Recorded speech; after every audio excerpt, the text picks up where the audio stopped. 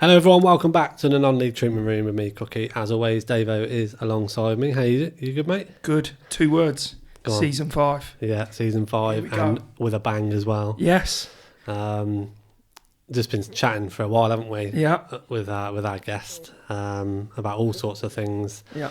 It's amazing what he's been through and Yeah. the stories he's already come out with. They're trying to save him, we've had to hold him back. Yeah. But new settings. Yes. The red people light. that can see. Yeah, it's called the Churchill room, this is. Yeah. As you can see. The man on the wall. Let's talk a little bit about him, Cookie. Yeah, the Red Line in Everton, they've let us use the room. They've been very welcoming. Yeah.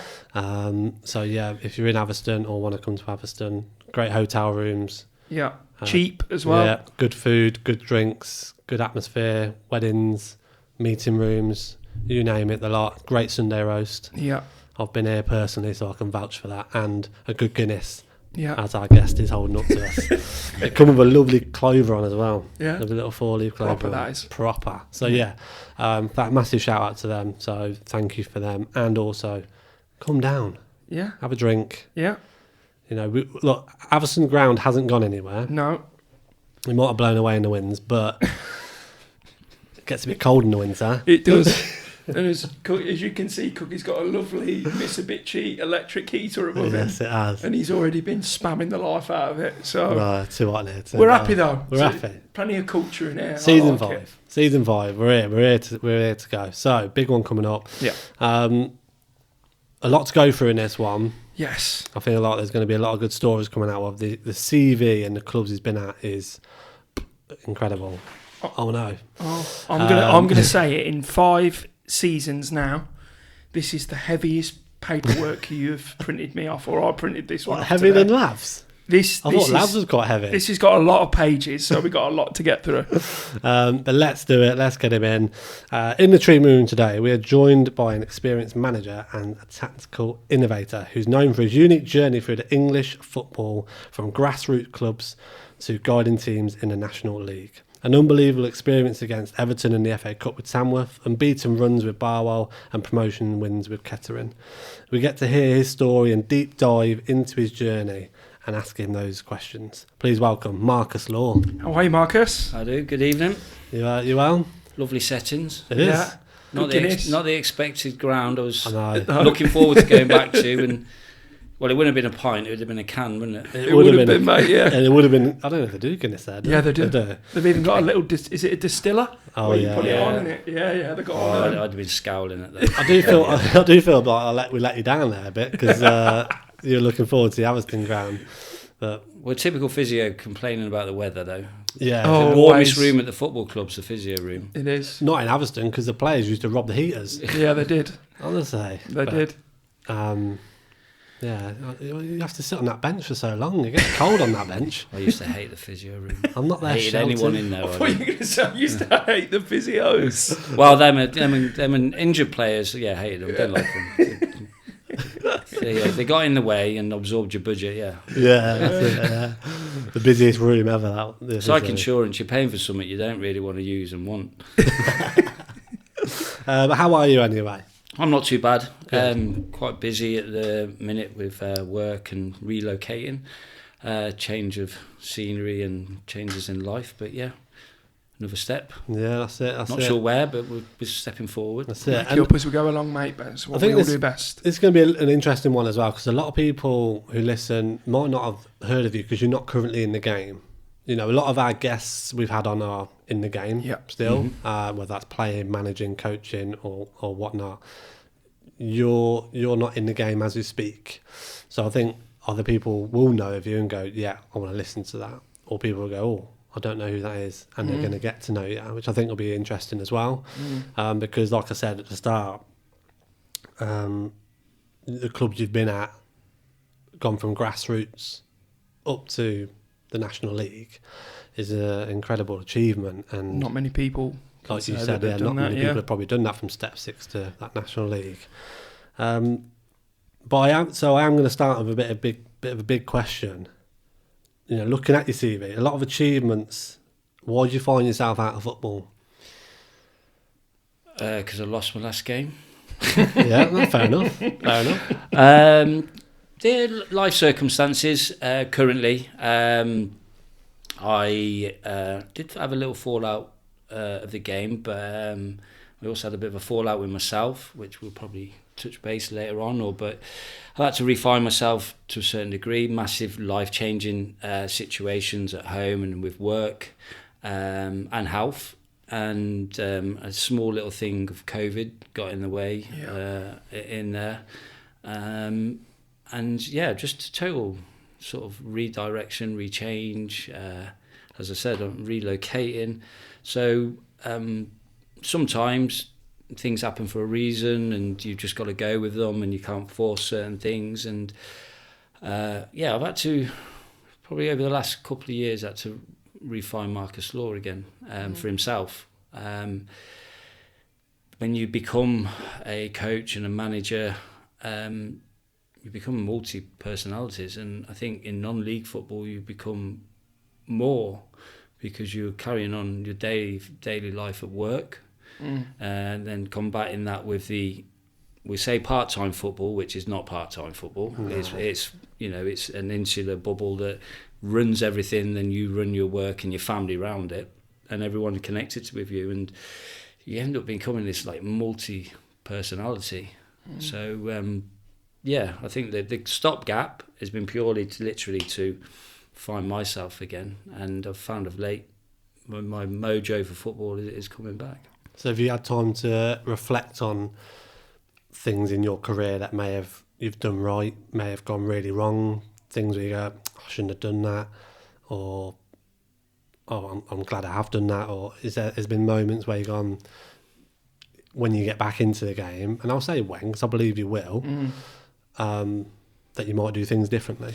Yeah, I think the biggest factor for me was I never stopped to enjoy any of the moments.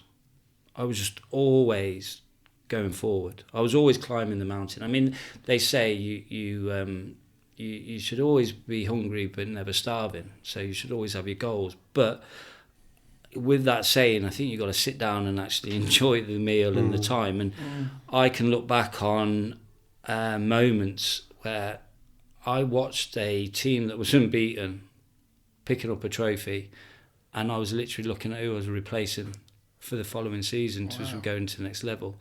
You do anyway in terms of the Saturday to the Tuesday, you're bowling over. You fall into a trap of over-analysing when you lose and under-analysing when you win, and you're looking, and then there's always problems escalating, or you're foreseeing, or you're trying to skirt round. And I just never, just never had that sat down and just went, well done you, at that moment. And I think that came across how people perceive me and how I've managed and come across people. And from afar, I could probably be portrayed as a certain person, but once you sort of in and around me fair enough and seen the kind of things that I would do and help and support, you would actually see the side to me. But even then, I was very guarded in terms of like how close I would get to someone, because I already was thinking where I'm going next. And there was, I wouldn't say there was hidden agendas, but I was in at that level because I knew I was going to the next level. I've gone in at that club now because I know that will get me to so-and-so. I was always kind of manifesting, always never happy. I think the two successful clubs I was involved with, you ask any common feature with the fans or the boardroom, they never seen me smile, and yet we're sitting top of the league. I was never happy. Would you say that when you talk about going back into the game, is it for you, just to pick your brains, a little bit of a daunting thought? Do you feel that the game's changed a lot in them years that you've not been involved? So what I'm essentially saying is, do you feel like you'd be ready to go in with how much the game has the game changed? I mean, I watched Marine Scarborough on Saturday. It's the same. Really? It's football. You've got the biggest fact is who scores the most goals. The two 18-yard boxes are important. It's changed in the fact that we've had a gentleman come into the world, Pep Guardiola, who has brought a style of football that absolutely has kiboshed what football biggest stats were about. In terms of you're looking at a guy there who's took on handball, he's took on futsal, and then created a style of football that all generations are trying to play. Unfortunately, you're going to have a massive amount of talent and ability to master that. But people are giving it a good go. It is becoming a little bit predictable for me why a goalkeeper pays a 4-yard pass to only receive it to then kick it out to the touchline for it then to be a throw into the opposition. It's kind of a bit where you're going with it and why. But people are trying to emulate, and I get that. And, I think to talk about Pep being the England manager, I think it would be more than the England manager, because he would take over the coaching and totally redirect. And it'd be for the better in terms of what he would create and how we would see his coaching. But, there's nothing wrong with mixing it up and going against the grain. You look at what Tamworth are doing at the moment. They know their strengths. Yeah. They know what they're doing. Yeah. And you ain't going to be rolling around from the back and giving the opposition the chance to nick it and hurt them. So it ain't changed. Personalities change, yes. We're still all human beings, so as long as you're in touch with them, and I think now with social media and the way we're all educated, we all know what's the right thing to say to people and how you say it. I was very fortunate that my upbringing through the non-league channel, I was also academy coach at Aston Villa and did reasonably well. And the education I got through that whole period was pretty much beyond, Villa at that time was streets ahead. I think it was them, Everton and West Ham were leading the way. And I was bringing that into non-league football and kind of doing stuff that people are just doing now, and I was doing it back then. So you sort of are you trying to say you're the non-league Pep Guardiola? I think TalkSport called me the non-league Mourinho. Yeah. You already brought it in. You brought it in way before that. Fair play. It's a good mindset to have, though, I think, because I think that football is like a lifestyle, and I've said this from the start. It's a lifestyle if you're involved at any level. Exactly like you said, especially if it's non-league, and you're bang on right. I agree with you, Marcus. When you are involved in that step system football, when it turns semi-pro, it becomes a lifestyle, because as a manager, and I've never done it at that level, and I wouldn't want to, your phone is continuously ringing.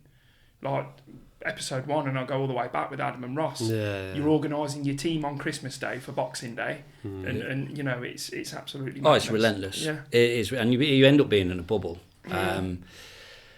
It's just from sorting out a player's problem to then trying to sort his problem out, knowing you're going to be replacing him, and you're trying to get the player at the other side. I love the honesty though that you've said that. I love that. But you're always evolving, but you're trying to get the best out of him at that time.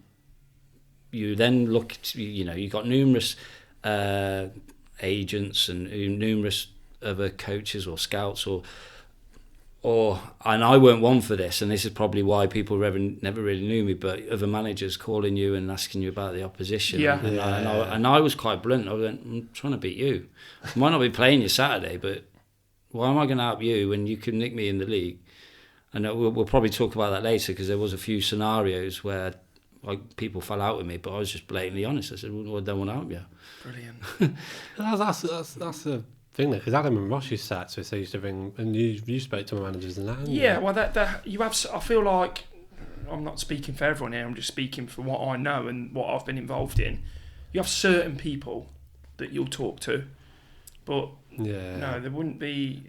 Me personally, if I'm top of the league and we're playing against second in 6 weeks' time, and their manager rings me up, I think I'll be exactly the same. But I love how honest you've been already, where we've never had that before, where somebody's gone, they're lifting a trophy and I'm looking at them and thinking, you're out the door, I need to replace you. I think that's fucking brilliant. I think that's how horrible, but you're right. I think Tomo mentioned about he's got looking at players for next season and all that, and it's how far, it depends how far you want to go in it, but great start. I want to go into your playing career, because that won't be long. It wasn't long. Oh, wow. Longer than me anyway. I've not had one. Your playing career, you were a goalkeeper. Apparently, yeah. Started out at Bristol Rovers. Yes. That come about I was at Derby.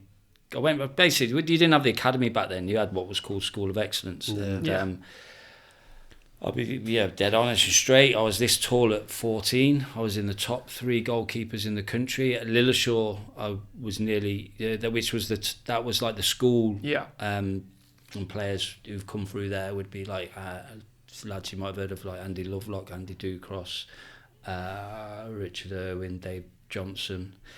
But basically, in the first year round with the trials, as you're doing the journey, I basically, everyone grew taller than me. So I got to the top 3, and then I was told I was too small. And then that year, I just say that size. So my peer was Peter Shilton, and the reason being small, agile keeper. And I left Coventry to go Derby, and got into doing quite well at Derby, to be fair. And then when I went to this 16, the last schoolboy year, the manager kind of really liked local lads, and half the squad was in Derbyshire County's team, and I was West Midlands. And ironically, we lost 1-0 in a final at Molineux to Derbyshire, and I was gutted because it was the same week I was told I weren't being signed at Derby County. And I thought we'd go beat them, because the county side we had was unreal in terms of players. There was Terry Cook, who you might know, he used to play for Man United. We're talking now Fergie, fledgling years. I don't know your guys' ages, so 33 I am. So I'm 50 next year. So wow. So he was one of the Fergie fledglings, so we say. Terry Cook, Robert Cross, Ballou, Simon Black. But yeah, we were a really strong side. And then I had a random phone call from a gentleman called Ray Goodin, who worked for Coventry for a long, long time. And he says, I can get you a trial at Bristol Rovers, do you want to go? And I'm like, yeah. I was the only child. My mother was disabled, which I grew up with. My dad was always at work. Pretty much on the Sundays they would get me there. And it was like, can you get there tomorrow? And this is kind of like, when you're off school for the exams. Yeah. And I'm sure I didn't have an exam, but it certainly went in my mind. And I got on a train to Bristol, got down there, and there was 2 keepers. And I recognised this other keeper, and I was like, where do I know him from? And I don't know his name, but he was awful. So it made me look great. But then I come to realise we were at the same school. He was a year older. And I've never seen him play for anyone. He hadn't, yourselves, the football community, you know each other, and it stems right from junior football as kids. I remember Lavs, his brother, playing on the all-weather pitches, and Marcus Hall, and when we were playing at Ernst Dynamos and the Cov Schoolboys.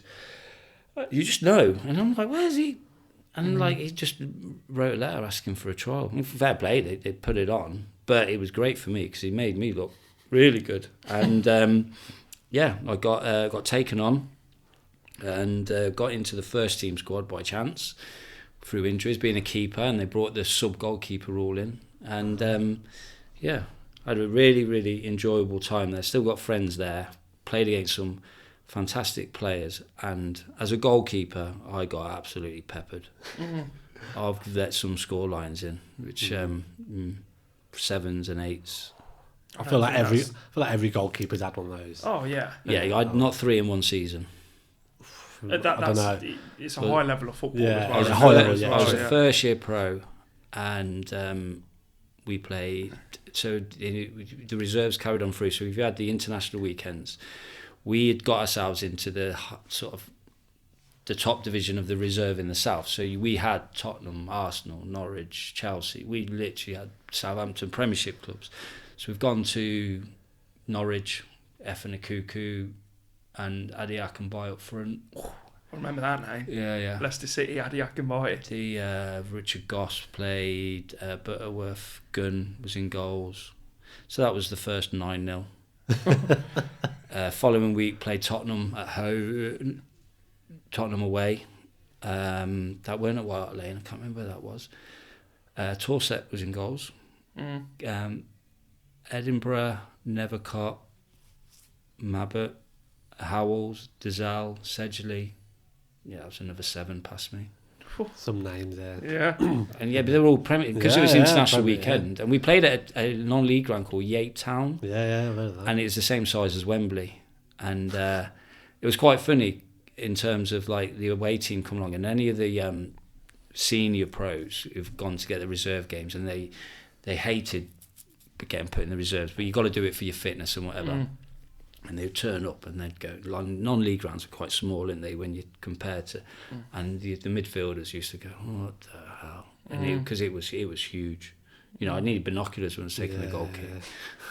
Well, we've got here, Marcus, that you left Bristol and then your next step was Stafford Rangers. Correct. So dropping into non-league. Talk to us about that.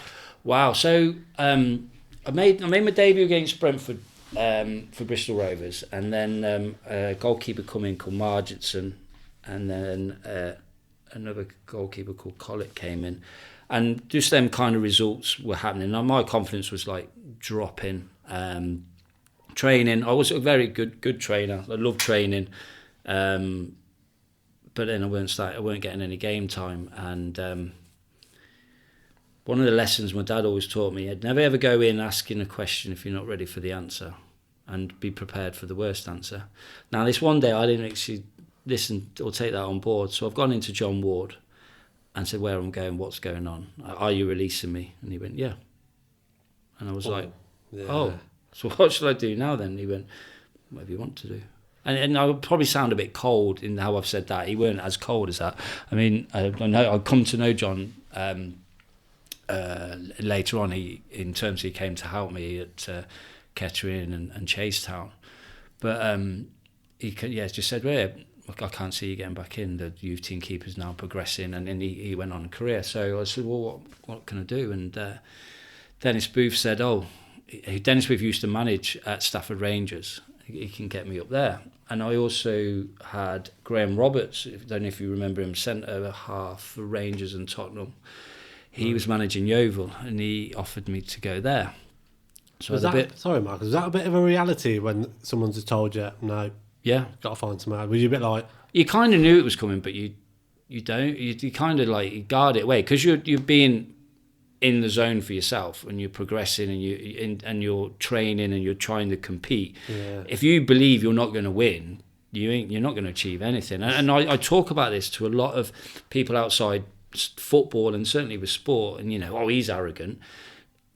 Yes, to a certain degree, there's a self-belief, and they have to discard any rubbish or anything around them so they can hit their zone. So, for instance, if you're not going to gain and help me, one, I should never be rude to you, and you should always be humble and know where you come from. But to be elite, you can't let anything get involved in how you structure your timelines and everything.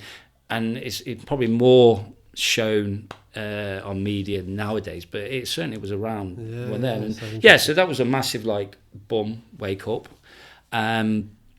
So being a Coventry lad, Stafford seemed to be I went down to train with Yeovil. I had a trial at Cheltenham. Did fairly well, but no, I decided to play to Stafford. Well, go to Stafford, and I was awful.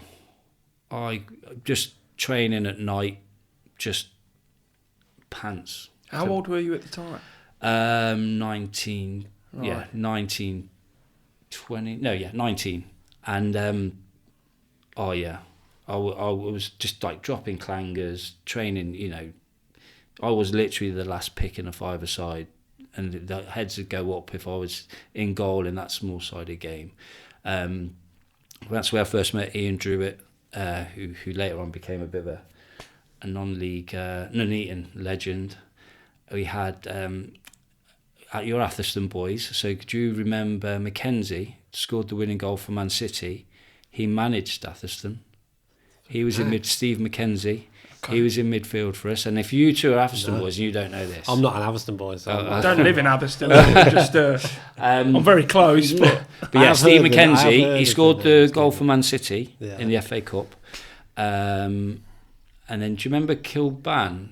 Kevin Kilban. Yeah, his brother Farrell. Oh, okay. He played centre half. Wow. what a nutter that boy was. He was based in Preston, and we like playing. He was travelling up and down from Preston, and then we had a lad on loan from Everton. I can't remember his name, but and they had a goalkeeper who was on loan from Man City, and we just goes for a couple of weeks, not even just enjoying warming up on before and after the games, and then we're playing away at Stevenage. And I get on the coach to pick me up from Corby. And I wish I remember the manager's name now. He was the Everton goalkeeping coach. And he didn't come into managing after that. Can't remember his name for the life of me. And he's gone, how are you? Yeah, all right. You're playing. And everyone on that coach was in such a bad spirit. They were like shitting themselves. Stevenage at the time were flying. We're in a relegation battle. This is going to be embarrassing. Well, cut a long story short, I had a pretty decent game. We only lost 1-0. Barry Hales scored a penalty in the last 5 minutes. Barry Hales. But I pulled off. I remember. I knew it was going to be my day. My first goal kick, creamed it, felt good. I'm in the zone kind of scenario. Come for a cross, which was a rarity. I was a goalkeeper's away kind of shout. Come and took it. Got hit a few times, enjoyed it. And then I remember, I can see it clear as day now, corners come across. And as I've come round, the lads just like headed it from like the corner of the 6-yard box. And as I've hit it, and they've just pulled my arm out. They hit the arm and then landed back down. And then just literally from going there to there, the lads half volleyed it, and it's just creamed me straight in the chest, and it just bounced out like 30 yards maybe. And I thought, yeah, today is my day. But the whole team then just went, because all of a sudden they weren't scared or threatening or thinking, what the hell's going to happen? And and then I've seen the rest of the season out. I did really well. And the next game we lost 1-0 to Yeovil, ironically, and that's when I first really saw a manager totally lose it. He burnt himself, God bless him. He did whole proverbial cups of tea. Well, it was the mug. Yeah, table went flying, everything. Just like, oh, okay. So you'd never experienced someone losing it in the dressing room, and you thought that was your first thing you thought? Not really, because as apprentice, it's a coach, so it's educating. And we'll probably talk about it in a bit. There's also props that managers use for effect. So in that dressing room kind of scenario, and then and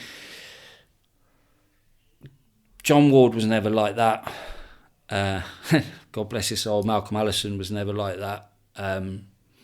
He nearly got me in the first team quickly though, just purely because I was cleaning his room.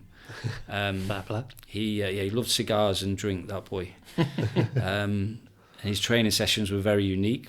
We're in a relegation battle. He gave everyone the week off and then come back to teaching everyone how to walk. That was interesting. Yeah, but the thing is, you look back at the records. Bristol Rovers played Aston Villa in the FA Cup and we drew, and then we played at Twerton Park, and it was hailed as Big Ron versus Big Mal. And that was bizarre. His training. We played so on a Friday they would do the shape, and the youth team would be the opposition. Yeah, we're playing 14 players, and like everyone's like looking, and he obviously didn't know which his team was yet, so we just put them all out there. So those apprentices are playing 14 pros, and even they're like going, "What the kind of?" But that was banal. That was weird. But I then Stafford played. I played Kidderminster. I remember waking up in the hospital 2 days later, and apparently this was the best game I ever played for Stafford. So I did play the 90, and I've had it relayed back to me. So we're playing. We lose, we're relegated. Kidderminster win. They win the league. Lee Hughes is left wing. Carl Alford is up front. I can only really remember him because he's the reason why I ended up in hospital. Late in the second half, I've come out and cleared the ball, and that's the last thing I vividly remember. And Carl's come through me, But apparently from there, I was pulling out worldies, goal line clearances. I've been told I was Australian rules referee into the crowd when people were shooting, and the ball was like going over the bar.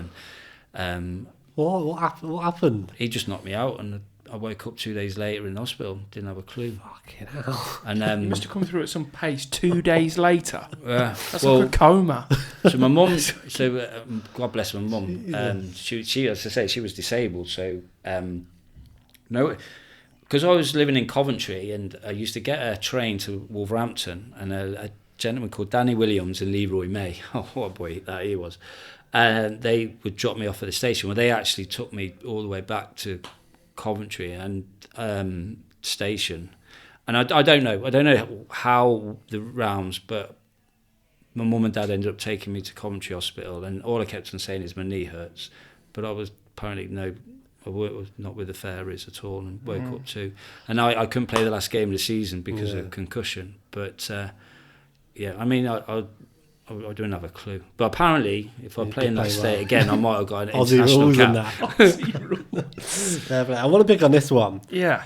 Let's see. He went to America and played indoor football in the indoor league for Sacramento Knights. That is so different.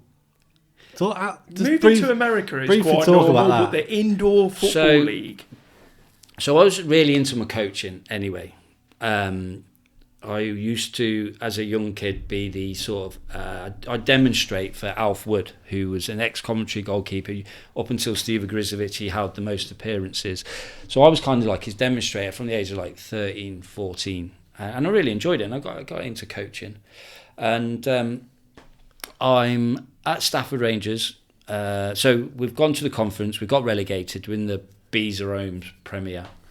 And we're playing, and it is tough. The new managers come in, struggling, can't really bring any players in. We've got George Berry as my centre half. George Berry, ex-Wolves, 1970s, top fella, brilliant fella. The only way I could describe it, imagine Only Fools and Horses, Denzel, but with a Brummie accent. Okay. That's George Berry. Right.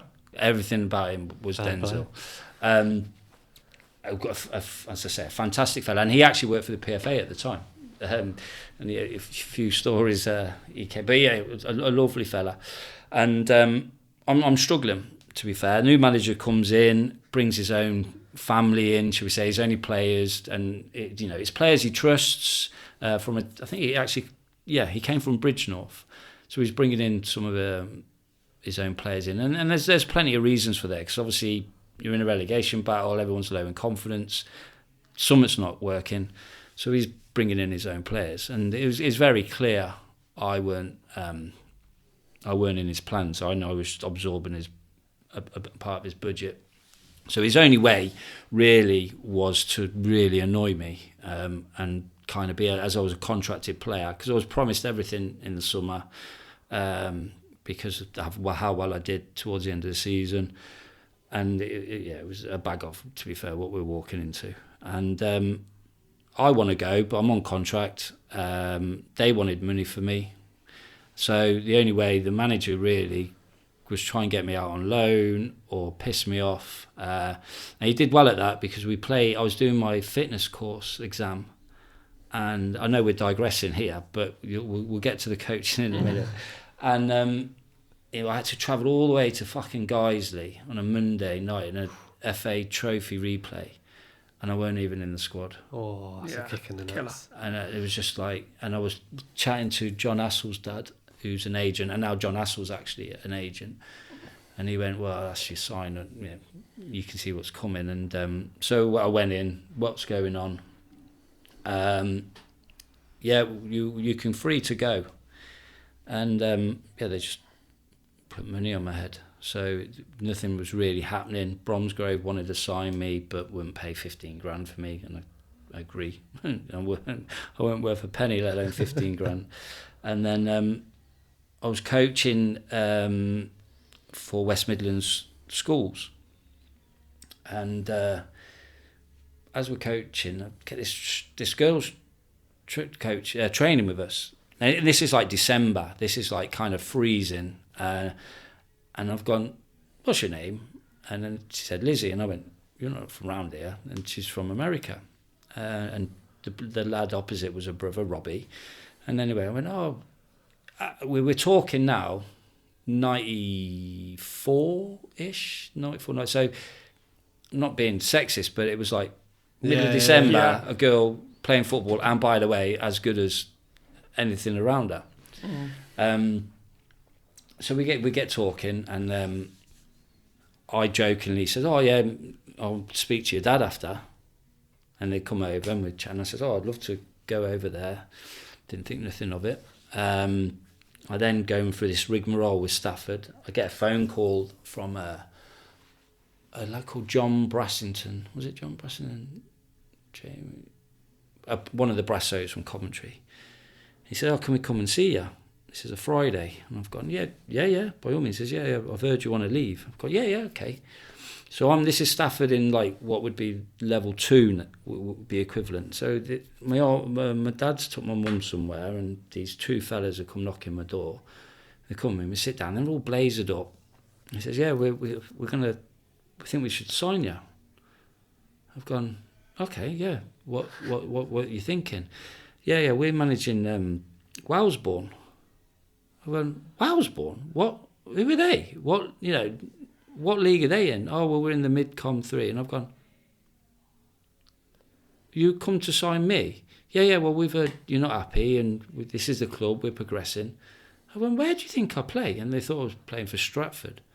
Oh, okay. So how the non-league world talk. Yeah. Oh, my mate Marcus is looking for a club. He'll play tomorrow. Kind of scenario. They've come round to sign me, and I just thought, what is going on here? I'm literally gone from potentially trying to get myself back to Football League, then to can't even get in a B's or Prem team, and now I've got like Midland Combination 6. So I then chased up the Bob. About the whole America thing, and the unique thing that happened here was the manager of the team was Keith Weller, an ex-Leicester City winger, and his best mate was Dennis Rofe. Right. Dennis Rofe was the manager at Bristol Rovers who signed me as apprentice, and I roomed with his son. So there was all this like little synergies that just happened, and got a phone call. Yep, you can come and have a trial. Can come out there, and within probably by that was this Christmas time, so literally by the end of Jan, I hadn't even been on a plane before, and I just jumped on a plane to San Francisco. Wow! And look at the size of me. I'm 5'10". Was it like 5-a-side? It was brilliant. It was like, imagine, so the Masters, but the goals are in the boards. Okay. And that was kind of weird. So they could send the ball down the boards and drop in front of the goal. So you had to learn to catch, like with the board and the hand and the sort of hand behind. And then also when we play in 11-a-side football, a keeper would dive to protect the goal and just make sure it's going wide. No, you couldn't do that in indoor because they would deliberately play off the boards to commit you. So it was totally changed. I loved it. I mean, my pen picks was always brave, shot stopper. So indoor football was just made for me. And there was 2 leagues. There was one that had the league I played in, you had to play through the middle. And I never made a first team appearance. I was always in the reserves. But it was fantastic. I mean, we played in the Arco Arena that held 90,000 people, and we had all of 2,000. It was like a wave in the Albert Hall. But they play all the dance music, and it was fun. Yeah. And we would like the off season to the Kings. Oh, okay, yeah. Wow, talk about athletes. Yeah. And don't ever tell me basketball's non-contact. I mean, we're listening to these blokes hit each other. I mean, you were scared to go in the gym. I mean, if you stood still, they'd probably pick you up thinking you were weight. They were just like, if you were caught on your own, standing there, you just thought you were in the net. You didn't think you were human. You were just like, can this amount of human beings exist? And just lovely experience, crazy, different. And I really got into more coaching out there. I ended up running a high school team Ended up doing my own coaching courses. I actually met a coach who he started the Corver coaching now, which is quite unique now, because now in Corvers everywhere, right? Yeah. So back then, you only knew a Corver if you watched the, I would nearly said DVD, I'm going to say VHS tape. This is the only way you would ever see any Corver, and it's all based from Ajax coaching system. Okay. So I was carrying that out, and I started doing one-to-ones. I was coaching teams in tournaments, and the coach who was showing me the Corver stuff for about 6 weeks would not let me do any coaching session until I mastered the skills. Now, being a goalkeeper, trying to prove everyone I can be an outfield player, I was even red rag. All right, I'm going to master these skills. So I ended up being quite nimble on the ball. And I couldn't do them in a game, right? But I ended up being quite nimble on the ball to demonstrate. And it was something I really, really took over and brought it into the way I coached and what I wanted from players. I could do it from a fitness perspective, right down to just ball manipulation for like 6-7 year olds. And I carried out it, and I tried to bring it into Coventry initially. When I come back to England, the academy was coming out then. Everyone was like, academy thing. And I went to Ray, ironically, he was working, and said, I think I've got something a little bit different. No one was really interested in it whatsoever. So I then, from that moment, I then set up my own junior teams. And based it all on all the Corver stuff that I taught, and I taught myself on the DVDs, VHSs. Well, we've got one thing here just on the end of your playing career. So you do come back to England and you join Everton, but we've got down here, and correct us if we're wrong, Marcus, you retired at 22 due to an injury. Yes. So let's talk about that moment and what happened. Well, I was actually born with offline hips, slip herpes it's called, which you probably I've heard that. And probably should never have played football really. So only being like a 49-year-old now, I look back and go, wow, actually I should never even have become an athlete of any form. So I overcome a lot of obstacles, and every growth spurt I struggled. I ended up being in hospital 2 or 3 times, and it was just pure rest. Where the year after I was born, Coventry became the leading hospital for clicky hip, where they x-rayed and did the examining. That's my luck all over. They started the year after. So you can imagine a young kid, growth spurts, heavily involved with football pretty much every other day. I love sport. I ran for Coventry as a 400 metre runner, and I just basically smashed the hell out of the hips. And on the body. So I came. So yeah, the Evesham thing was the last thing. But why did when I come back from America, I actually trained with Racing Club Warwick with my mate Richard Wade. Dave Draper was the manager with Jason Cadden. Richard Antis was in goals, and I was just getting involved, training. And generally, when they were playing on a Saturday, I'd just get pissed, ready to go out with Wadey that Saturday night and wherever I was. And then I ended up playing for our Sunday team, which was quite funny actually, because when I was at Stafford, I was playing for them, and they kept on putting me in goals, and I'd go in a right mood because I hated it. And dare I say, another goalkeeper scored past me from a free kick, and I was working next to him as well in terms of like the two jobs.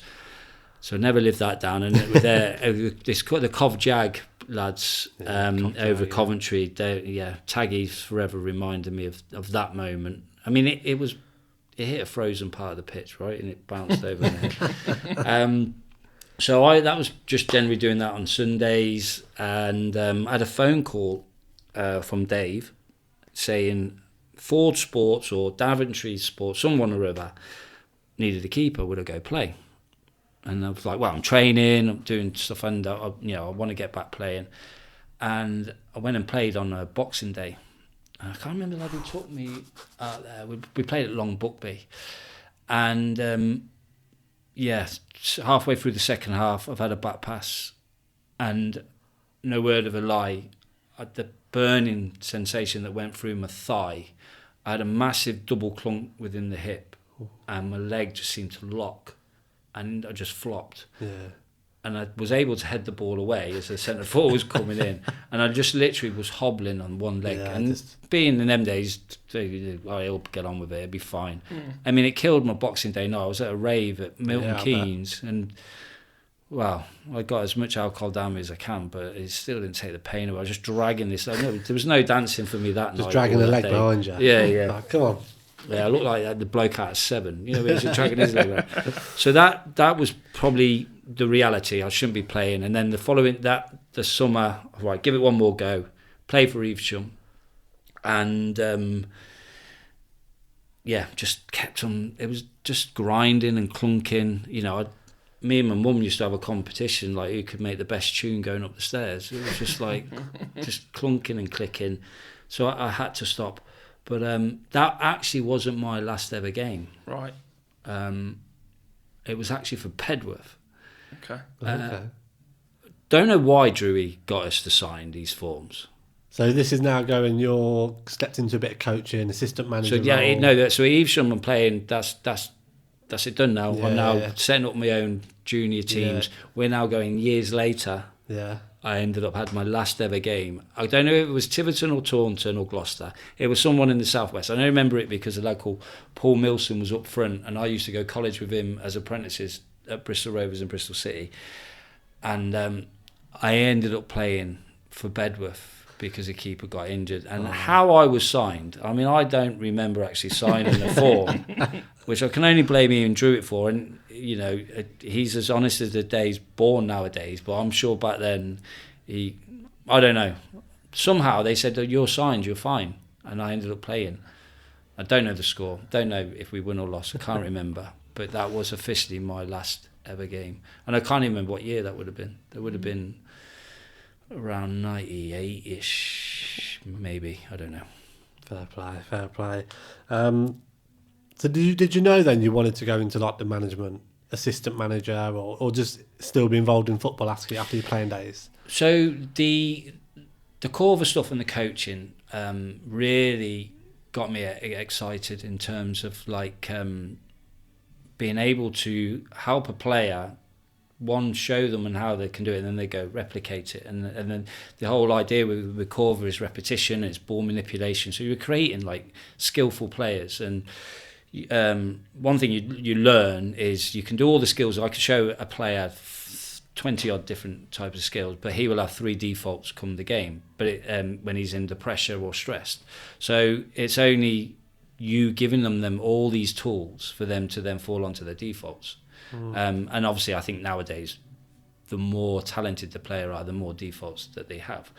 So I kind of enjoyed that, and I mean, I don't know what comments. Obviously, you've had a lot of ex-players of mine on here, and you've had a few people who've worked with me or managed against me. I kind of see football in a real slow, different way. I can't stand sitting watching it on telly because I get lost in terms of breaking the chess game down. I'm not a good watcher, going out watching for the sake of watching. I don't just sit and enjoy the game.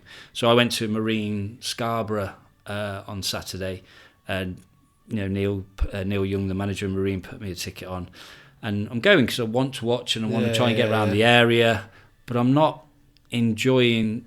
I kind of want to change something. I want to do something or look. I do see it.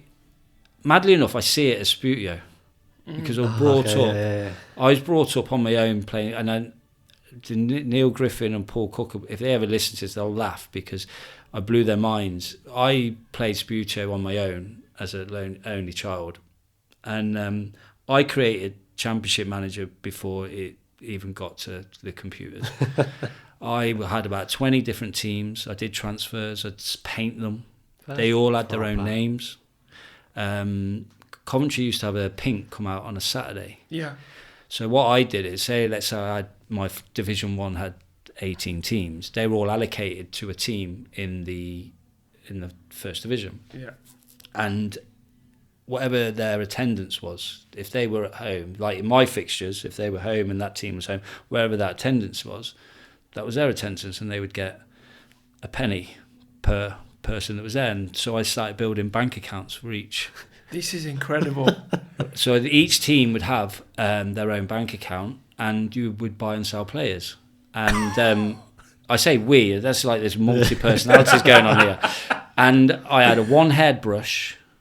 I mean, I ain't got it on my phone, and for you, because you'd think, but I had moustaches, I had beards, I had blonde hair, black hair, stripe, and I could possibly, if I give you a list of 10 teams and said, go on then, pick one, I'd probably name the squad. I can remember all of them, and and I remember Andy Finalti playing for Rockingtonville. That was my look. That was me being sent to the room because I misbehaved. So my mum and dad started sending me out of the house because I could happily occupy myself. And I had a snooker table, a real small snooker table, to just take you to where extent I'd go to. Hair dryers on low ebb, playing in the wind, shaving foam. This is incredible. Polystyrene. And people say I'm insane or absolutely crazy. So I'd have polystyrene. I'd soak the pitch with the hairspray stuff. So the pitch would slow up. The kids of today are sit in front of an iPad. Yeah. Marcus was playing Subbuteo, doing creating bank accounts. Making transfers. Real life football manager. Real life. I built my stands out of Lego. There you go. Fucking incredible, that is. And, yeah. That's a proper story, that is. That is incredible. I used to have a folder with it all, and I think my dad must have it, or somewhere. It's a lever arch folder. Just to throw another one in, just since we were enjoying it. So FA Cup, I had another 10 teams that didn't exist, but they would be done by dice. So if you were drawn against a team that's a dice team, the result was done on the dice, and that's how you got your shocks.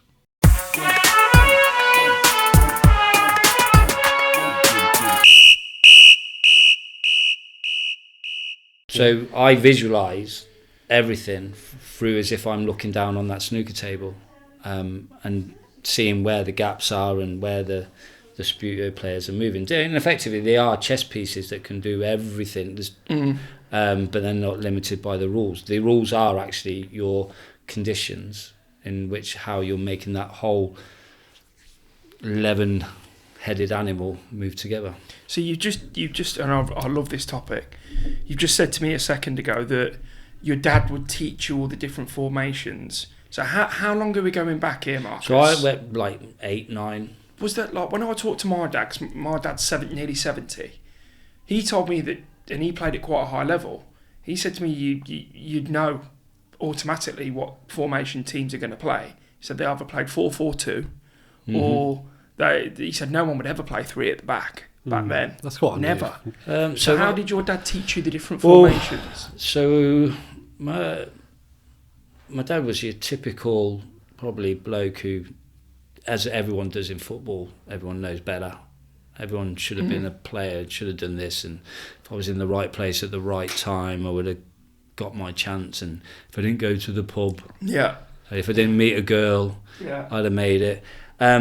So yeah, they had a love for football. My dad's side of the family are very sporty.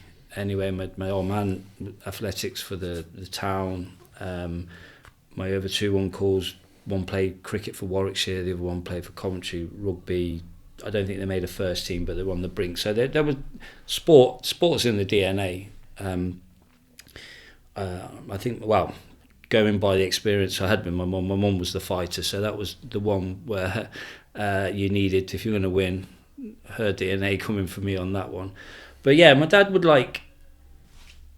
obviously in Subbuteo, whenever you kind of moved them, it would change your different shapes. And if I flicked him over here, then that would affect what you did with another one, whether it was to receive the ball or was it to block. Obviously a lot slower pace, and then you'd start seeing the shapes.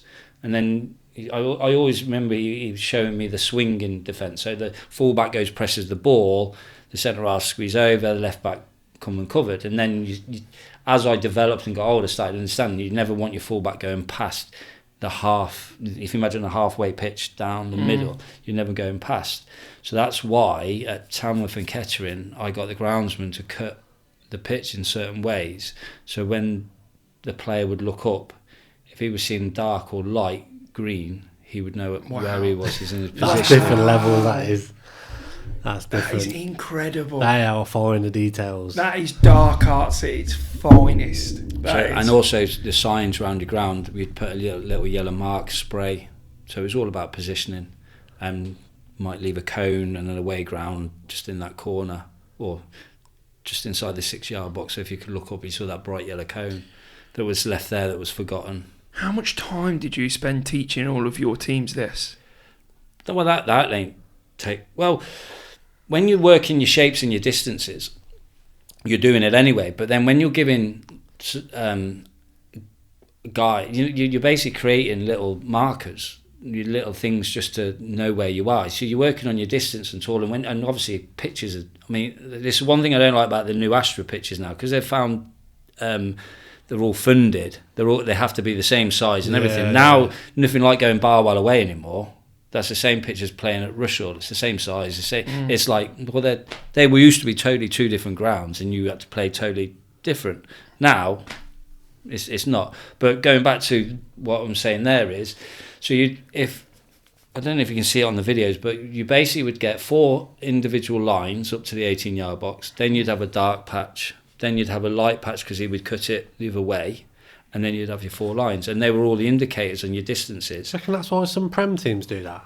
Potentially, but not when you see the groundsman goes off one and he starts doing all them circles. It just comes to one now when you see the picture of knowing people go, oh, look at the ground at Leicester and there's all these diamonds and all these, and you think, I wonder if that's something to do with the manager going positionings. I imagine there's so many things. I imagine that there's so many that people use. Yeah. Well, when I was working at Villa. This is before this was generation stuff in terms of the training ground then, before they've even got what they got now. One pitch was contour, turf, Villa Park. And every time they were at home, they trained on that pitch because it literally had the same contours, like dip into the right-hand corner or whatever. Then you had your hybrid pitch. There was turf and like the sort of Astro that's tied round to the. So you would train on that, and then you'd have your sort of the generation pitch that it would be, and they would literally. I mean, we're talking micro differences, but if that's that when there's not much between you, that they could be the differences. Could be the differences. The run of the ball or etc. So you were always searching for them little edges that could just. Certainly at Tamworth and Kettering, just to stay in the game with some of the clubs we were playing against, and if that wouldn't keep you in there, then it did make a difference. Yeah, fair play. Before we go into your management, I want to go just touch on your sort of start of your football, really, in terms of assistant manager or coaching. So you were at Bedworth with Ian Druitt, as you spoke about already, but also rugby with Tony Dobson. Yes. Oh wow.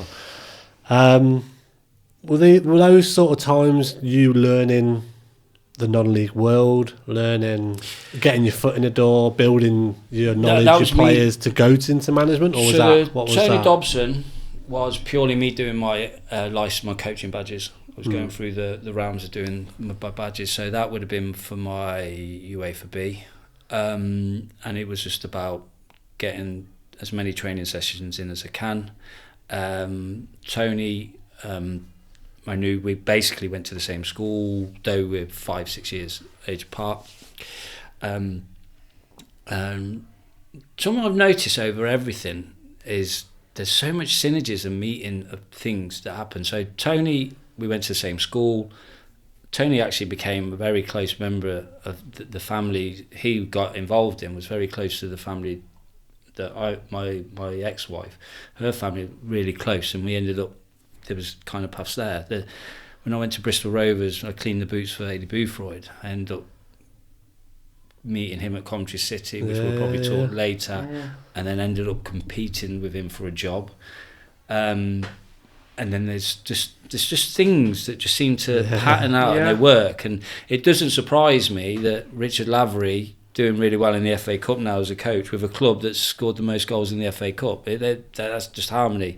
It's like, I'm not saying fate or things have panned out for you, but there is just certain things happen that take you in that way. But spooky. I agree. I have that feeling as well. And there's lots of people come back in and go back out, and it's really really odd. You know, I'm even experiencing it now, even going up into Liverpool. They're just kind of like, how's that happen? But going back to, so Tony Dobson was all about the UEFA B, so it was all about getting a training session on, and I adapted quickly to not doing stop, stand still. And at that time, it was kind of, this is how you coach. Stop there. Yeah. What do you think of it? You had a lad who went to work all day, wanted to get out, play a bit of football. So I had to really adapt quickly in my mind. Ironically, ended up being the Youth Coaches Awards. But at that, even when I was doing my UEFA B, which is way before these Youth Coaches Awards came out, I was creating hidden agendas, hidden rules. Like, okay, so we want to play as a block, as using the modern terminology now. So I conditioned one team, say you can only do this. Yeah. And now they were adapting to the rule. It was frustrating for them because it was. But I went, no, you've got to get around it. Work your problems out. Okay, what? And we're discussing it. So you do a 10-minute game while they're having a breather. So what's your problems? Why? What? And I'm not telling them. They're telling me the problems, and then they're coming with their solutions. So it's like guided discovery, all these terms that we hear about now. And then that's just how it was developing. So you'd have a good training session. They're buzzing. They didn't even know what you're learning. And then in the match day, you were just triggering, oh, why don't you just do what we just did there for 10, 15 minutes? And so I did rugby, and where it really kind of started off, I set up 3 teams at Alvis in Coventry, and under a lad called Martin Ashcroft, who comes back into my kind of life when he's the assistant to Jimmy Gianelli at Atherstone. So I'm setting these 3 junior teams up. They're watching my training sessions. Martin's asked me, could you take pre-season for us? I'm sure he got me playing as well, actually, thinking about it. I'm like, goalkeepers, when they're injured, you ain't got one. And then, hardest position ever. Yeah, so I'm sure. Well, I'm getting cold shivers, so I must have played. So then I did. I took 3 teams to Alvis, set the juniors up, and we're doing the model that I wanted. I mean, I was single, and I believed that everyone wanted to be a football coach and would actually come on a Sunday morning and coach their team for free, and and not be a father or related to any of them children. I was wrong, because I ended up coaching all 3 teams, and if I could be there and help coach and manage them on a Sunday, I would. And then the Cov Sphinx job came available towards the end of whatever season, and I go for the job, I get the job, and I was actually doing a coaching course for Ian St John, which was at Warwick Uni with 2 fantastic fellas called George Blower, who's just passed away, God bless him, and a fantastic forward called Ian Crawley, who is in a proper non-league legend, in terms of he's the only bloke to score the winning goal in the trophy and the vase at the same end at Wembley. He did that for Telford and VS Rugby. I'm sure they both won, but he definitely scored in both fixtures. So we're working with him coaching, and it was quite bizarre. So in terms of, like, we were doing Coventry City coaching, or you're doing West Midlands, and you get your bag of balls and doing the stuff in community. We had these phone calls to turn up at Warwick Uni, and we got all this kit, everything. It was all sponsored. I'm like, what the? Like t-shirt, rain jackets, everything the modern day coach is expected to get now. Back then it was like all these brand spanking balls. The whole point of us getting there on a Sunday was to teach us how to put samba goals together, because they weren't even seen around at this time. It was like posts and jumpers for goal, and it was just like, wow, this is a proper football course. So I was doing that, and I was talking to Ian St John's son, and I said, I'm going in for this job. And they actually came to one of the games, the second game I had in charge against Massey Ferguson on the Tuesday. But yeah, so went to Cov Sphinx and said, I'll bring you a junior club as well. And I went there. I weren't there very long, but I basically still stuck with the junior. The whole junior club there is there because I took them there. That's still there now? It's huge now. It's absolutely massive. I went in there, I got the people around me to take them to a chartered standard. I mean, there must be, there's girls teams there, they're right through. And what I was trying to teach them was, one, we're going to obviously do the football education, I guess, but the biggest thing is you're going to create a community. And I used to fall out with the steward there because he didn't want kids around, didn't want this. And I went, when they're 18, this is going to be their home. This is where they're going to be having their drink.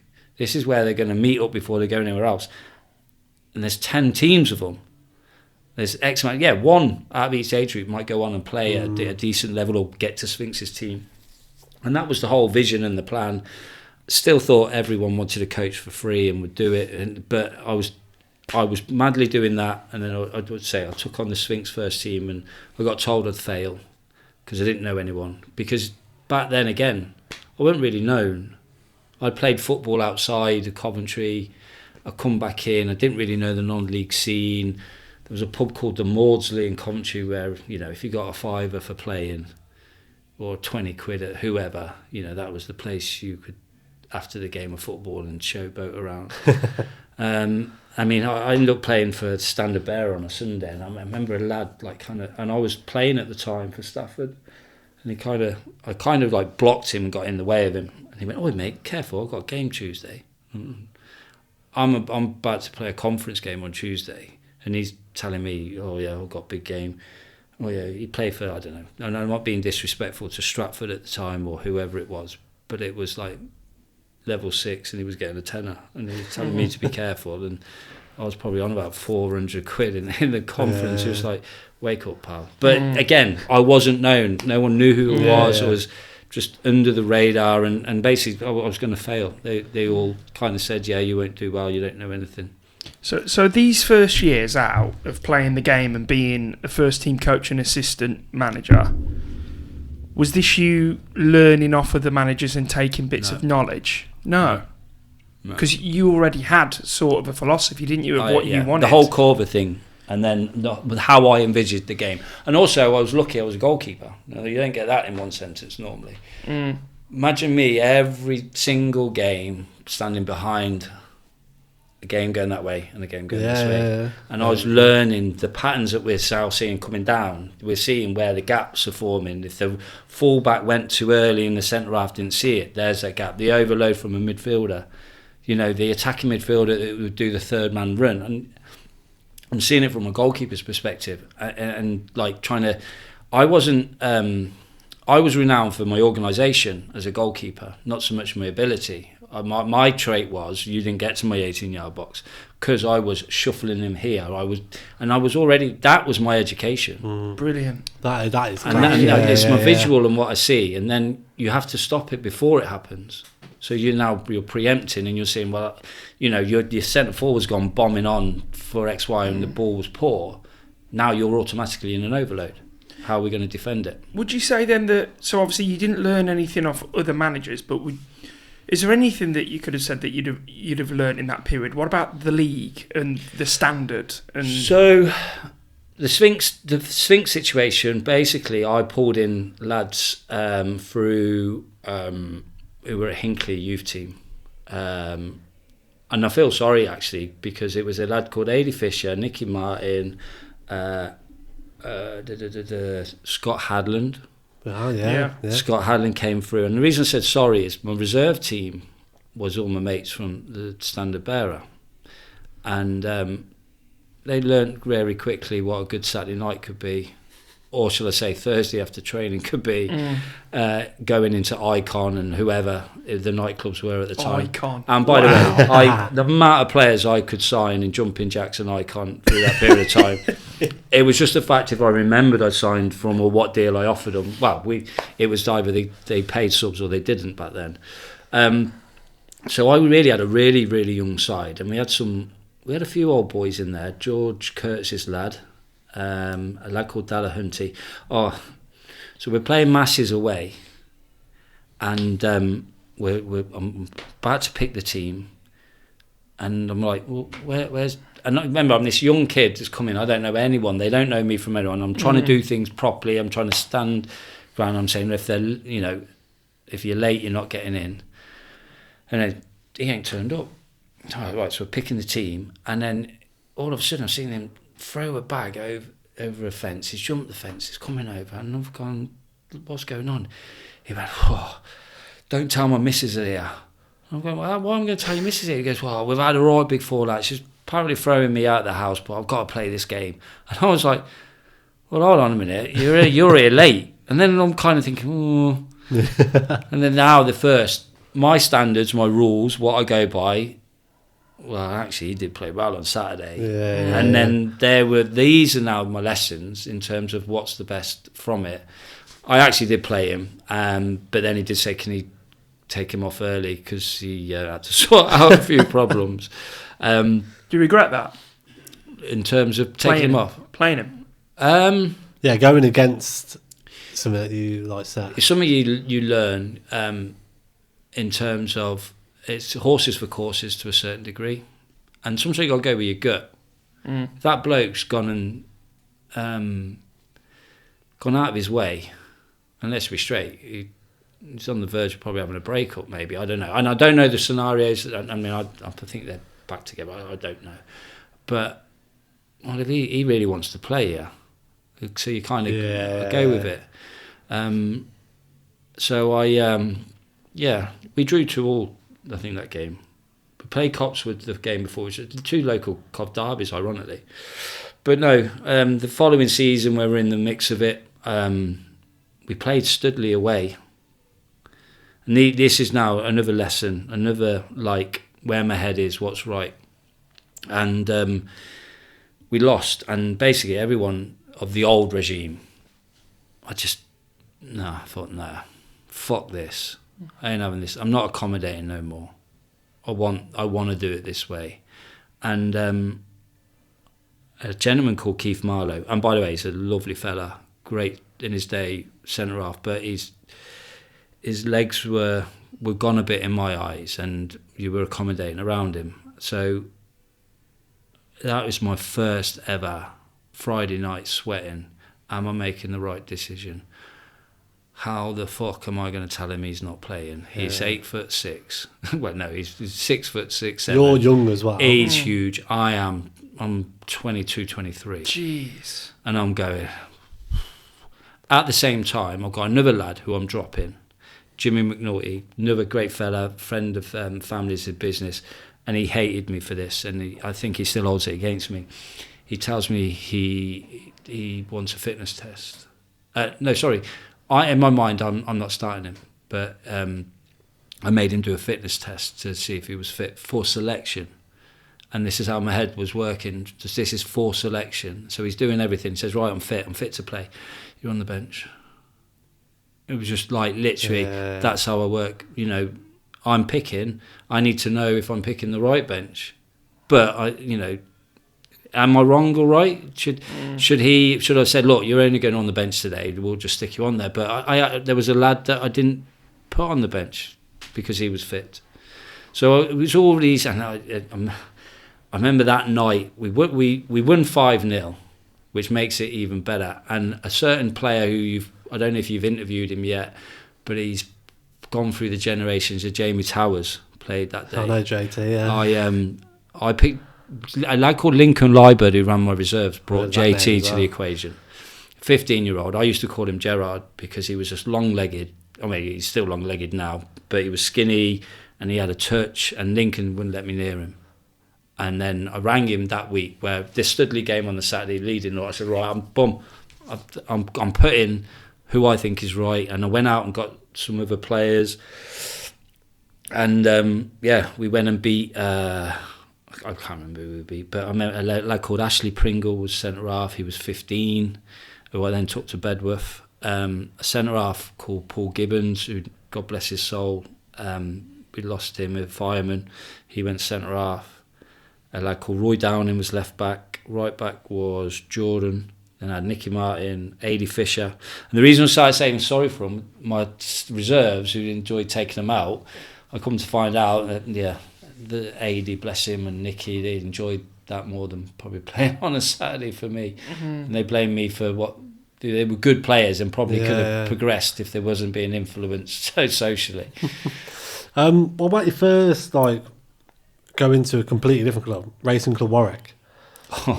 That was you say that's like the real start of your management journey? I don't know, applying for a job or interviewing for a job in a way? I'm working with Drewy. We did 3 years at Bedworth. Budget was always tight. It was always hard. Bedworth's like a real good, like, non-league club will always stay where they are. Fan base, it will be a minimum, but good people. I mean, Bedworth at the time had the most elite medical staff in the country. Doc, I can't remember his name now, and there was a grey-haired fella, but they were high, like proper, 90 grand wage surgeons. Well, they just came to Bedworth for free, but they knew their stuff, but because they loved the club. Our reserve manager was Ken Gibson, who wrote for The Sun, doing the motor. I mean, they were like serious guys. Full-time manager, right for The Sun, part-time, better reserve manager. Just something to do. So we were always frustrated with the budget would always get cut at a certain time, because once you got survival, why waste money for the season? So our funny little story is we both applied for the Barwell job without letting each other know. And then I think I asked him, said, if I got a job, would you come as my assistant?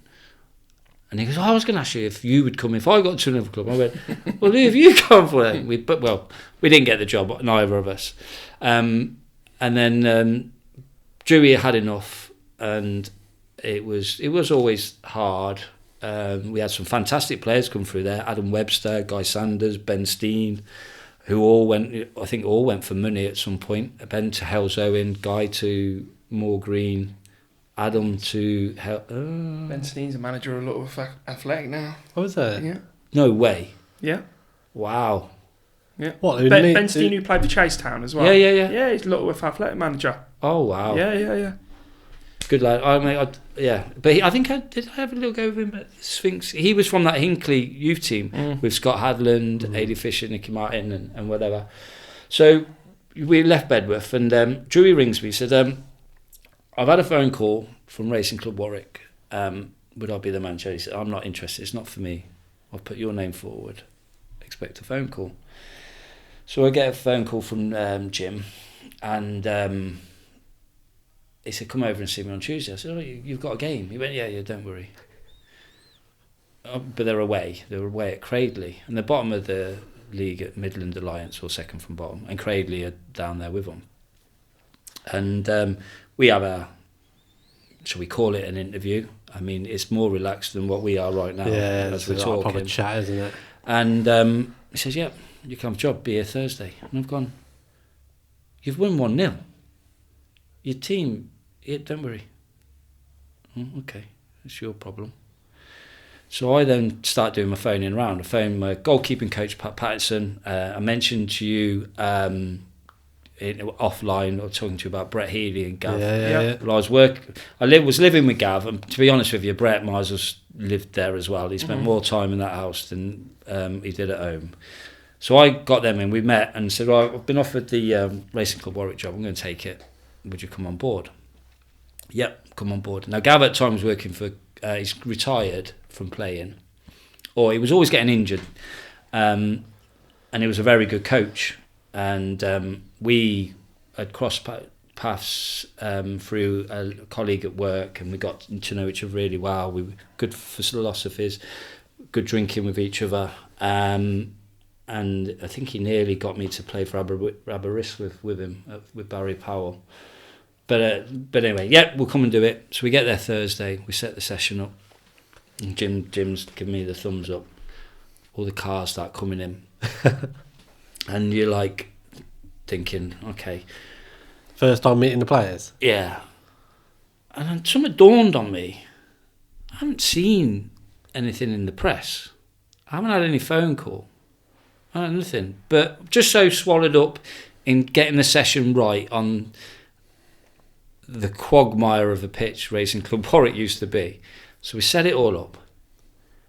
And this bloke comes over to me, he goes, What are you doing? Well, okay. Oh, just doing the training session. Oh, we're training tonight. I've gone, who are you then? Oh no, we're the first team. I've gone, what?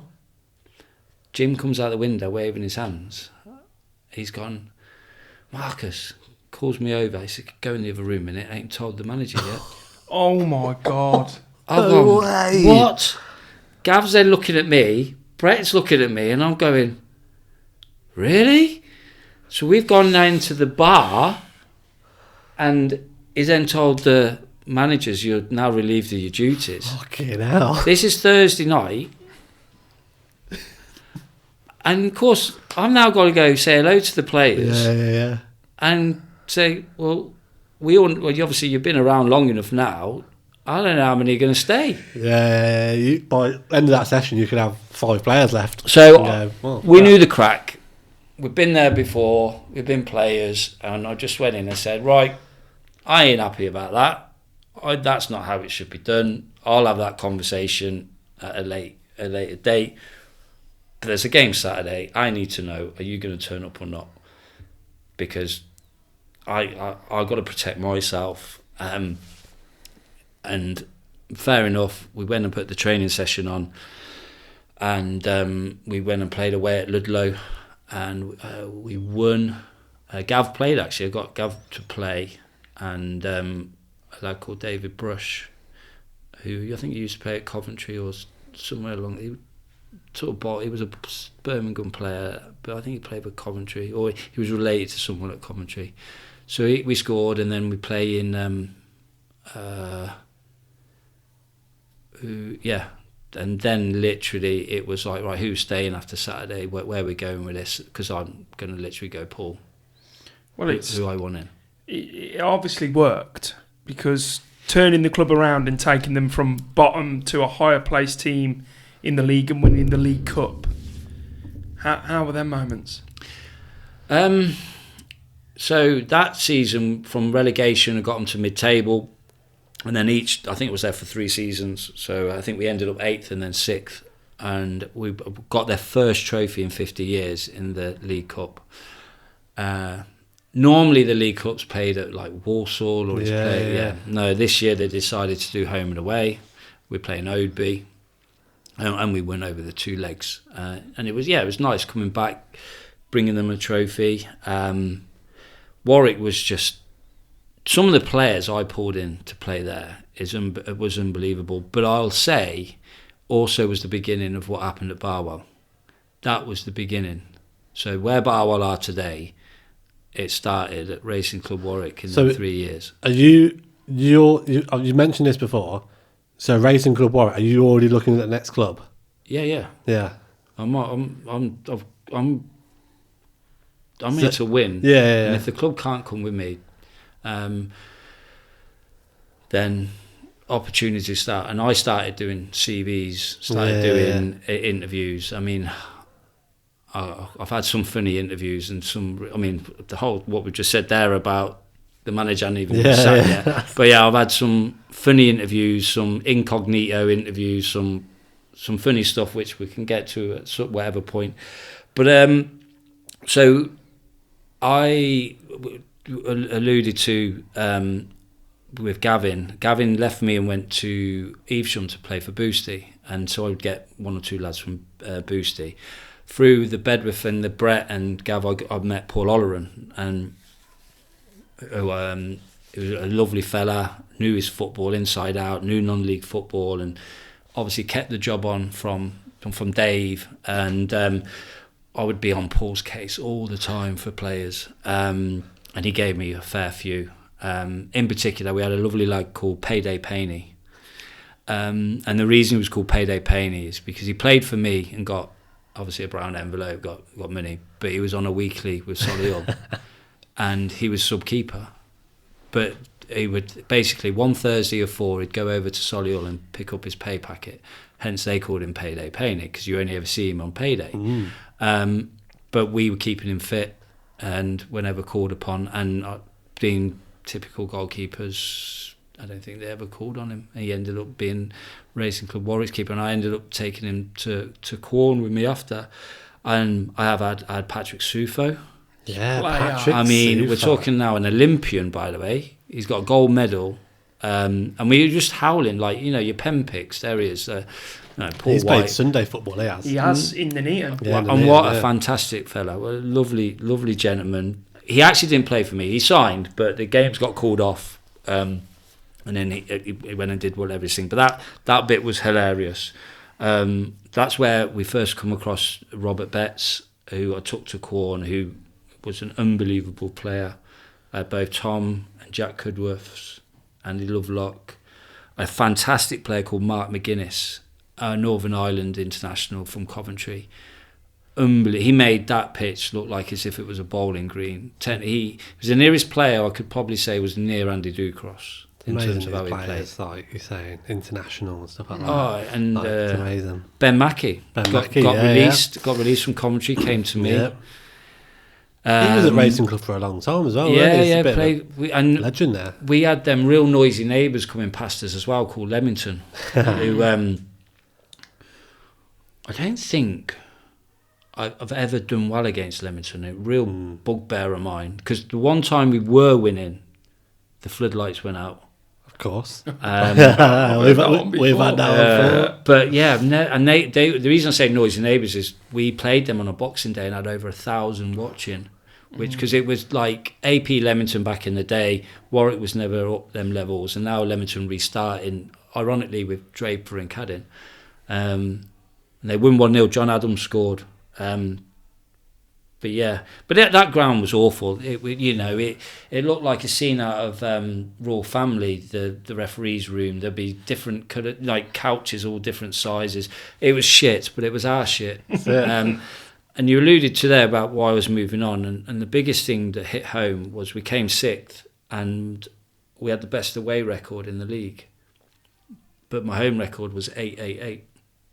Oh. So on a betting perspective, you weren't bet Racing Club Warwick at home because you didn't know what they were going to... And they weren't necessarily Racing Club Warwick or the opposition. Yeah. That pitch was just a massive leveller. And I always said, give me a better pitch and I'll go win the league. So is that why you went to Quorn then? Yeah, and didn't win the league. I got promoted with them, but we didn't win the league. Yeah. So is that in the same way they are now, Quorn, as well? No, they're level 4 now. No, like in terms of like the ground. Yeah. Oh, so that's 3G now, isn't it? Yeah, it weren't then. No. And by the Stuart Turner's pitches were better than 4G, much better. It was immense, and that was the reason he pulled me in, and that's the reason why I went. It was a no-brainer. I think I had a interview with Stratford. I thought I had the job, and then I didn't get it. But Stuart was adamant. I think you've interviewed Labs, haven't you? And said what a character type of person is he. He was adamant he was having me. Great. It was only short-lived, but a great time. Obviously did what I did with Warwick. In the Warwick period, we'd signed Scott Lower, Nick Green. I'm trying to think of the players who then came to Barwell from the Warwick era, and that's where it all started. Yeah. Scott Lower definitely did, didn't he? Yeah. So I nabbed him from Bedworth, and Nick Green nabbed him from Stourport Swifts. And I then took on board a gentleman who's would actually be fantastic for your podcast, to be fair. His name's Paul O'Brien. He was my assistant. He's gone on to be an NLP coach and helps in business and as well as sport, in coaching and management and achieving. And he was brilliant in terms of coaching me on helping what I wanted to deliver. So I had him as a psychology side, which he was learning, adapting and training himself. So I was kind of looking back on it now as a product for him. And then I was doing my own coaching development, going through the academies from the Coventry Sphinx juniors. I then get picked up by Cov City. I go there, and I'm still at Cov City at the time of being at Quorn, at Warwick and Quorn. So I'm coaching young kids. One of your podcasts, coaching Devon. Yeah, Dev. Even though I coached him outside that because I was really close friends with his dad. Did you know he was one of 11? No. I did, yeah. Did ya? Yeah. 5, was it 12? No. Is it 12 or 11? I think it's 11. It's 11, and they go 5 boys, 5 girls, now boy. Wow. And that house was so organised, by the way, I give them full credit. I used to go pick Nigel up, and it was like doom, doom, doom. They all knew their place. Yeah. But so yeah, I was doing all the academy coaching and adapting what I learned from Corver, and then now I'm with like elite juniors and getting educated as a coach and bringing in where my head was going anyway. And then I had Paul, and what Paul was also fantastic at. I've heard your podcast, and they talk about the fine book. Yeah, they've all learned from some fashion through his education and his era. For a club that had the biggest budget at all, but he would guarantee you were in Benidorm. 100%. Do you know, now we're on that topic, and I know he's going to listen to this, Wayne. I had to calm down on mine the other day. Why are you finding too many players? Well, they're only 16, 17 and 18, ain't they? But the stuff that, I was finding, and I know some of the lads listen to this, but I'm going to out one of them. One of the lads, I won't say his name, but we played a pre-season game in Bedworth, and he got subbed off. I think we were drawing or winning the game at the time. Now his girlfriend was there. So I don't know if you've been Bedworth recently, but obviously they've got the green gates that open right where the pitch is. And he's been subbed off. It's a friendly, so it's quite relaxed. And he stood there with his bird, and he's got an arm round her. What? So straight away, fine, doesn't it? Yeah. I don't care how old they are, straight away, I've turned to one of the shit stirrers of the group and gone, hey, look at that over there. So then we've conjured up a lie that he's snogging his bird on the outside. He got a £5 fine. He refused to pay it. It's pocket so money. It went up to 10. Yeah, but in all fairness, he didn't.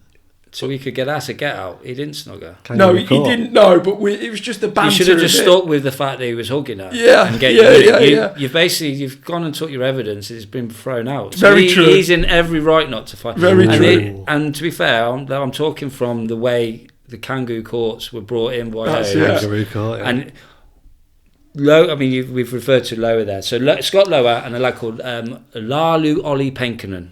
There's a name for you, which every announcer across the country can get right. What, Oppie? Did you just call him Oppie?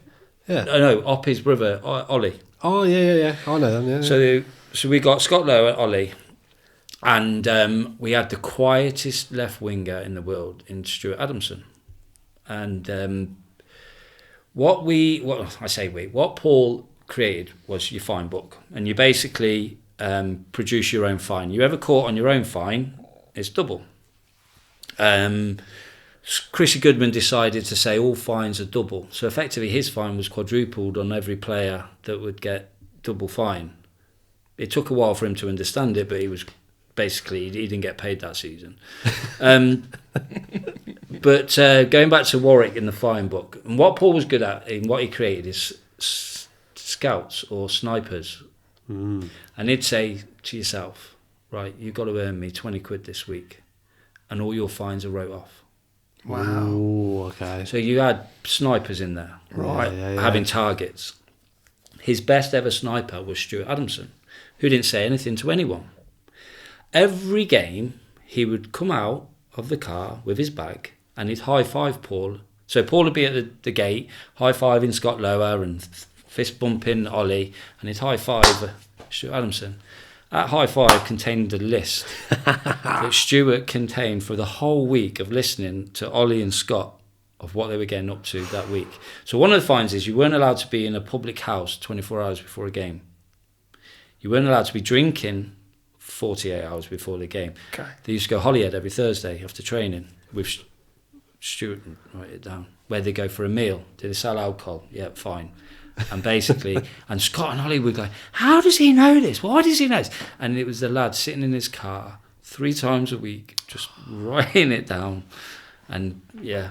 Do they know that? Do they know it now? They do know. Well, they do know. Yeah. It all come out. But guaranteed, they,